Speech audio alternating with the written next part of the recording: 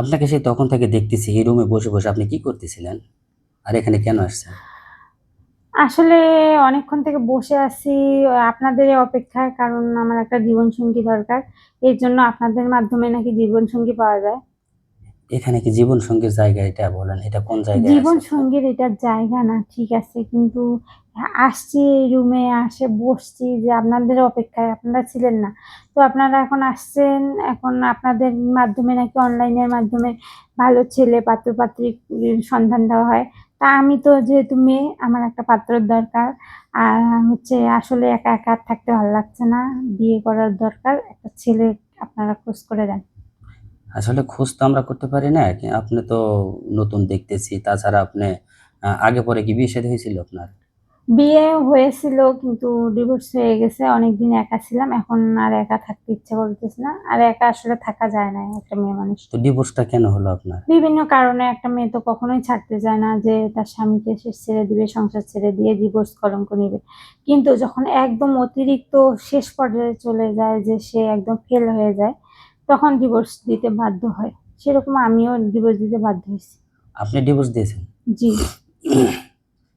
একটা কারণ থাকতে হবে তো, না? কারণ সে অনেক নেশাগ্রস্ত ছিল, তারপর বাড়ি দোকান সবকিছু তার যা যাবতীয় ছিল চুপ করে বিক্রি করে দিছে। এমনকি সে ভবিষ্যতে আমাকেও বিক্রি করে দিতে পারতো। এই জন্য যখন আমি বুঝতে পারছি, তখন আমি নিজেই তার কাছ থেকে সরে গেছি। সংসার কতদিন হলো করছিলেন? সংসার করছি, অনেক কয়েক বছর করছি। করার পরে তাকে, সে খারাপ ছিল না কিন্তু খারাপ হয়ে গেছিল ভিতরে ভিতরে, আমি বুঝতে পারিনি। না বোঝার কারণে হয়তো এক সময় সে এত বড় ক্ষতির মধ্যে পড়ে গেছে যে আমি খুব অল্প সময়ে জানতে পারি যে সে 40-50 লক্ষ টাকা বাড়ি বাড়ি গাড়ি সব বিক্রি করে দিছে, দিয়ে নিঃস্ব। এমনকি তার মধ্যে যদি সে নিঃস্ব হওয়ার পরেও আমি তাকে ছাড়তাম না, যদি তার কোনো ঋণ না থাকতো। এতগুলো জিনিস শেষ করার পরে তার অনেক ঋণ, এতগুলো ঋণ শোধ করা আমার পক্ষে সম্ভব ছিল না।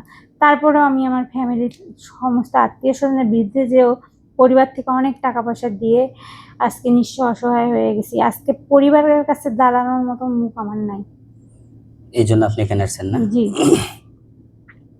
তো জামাইকে আপনি এরকম কতদিন হলো দেখছিলেন? মানে সে ঋণগ্রস্ত কেন হয়েছিল?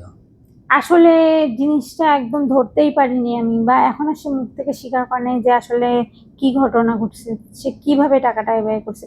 শুধু মানুষের মুখে শুনছি যে সে 3 বেলা নেশা করছে বন্ধু বান্ধব নিয়ে, আপনি কিন্তু শুধু নেশা করলে যে এত টাকা যাবে এটা আমি ভাবি নাই।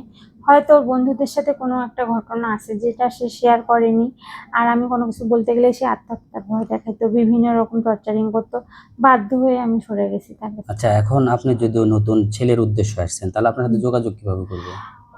যোগাযোগ করবে এই ভিডিওর শেষে, যদি শেয়ার অপশনে যায়, হোয়াটসঅ্যাপ ইমো নাম্বার দেওয়া আছে আমার, এই নাম্বারে যোগাযোগ করলেই হবে।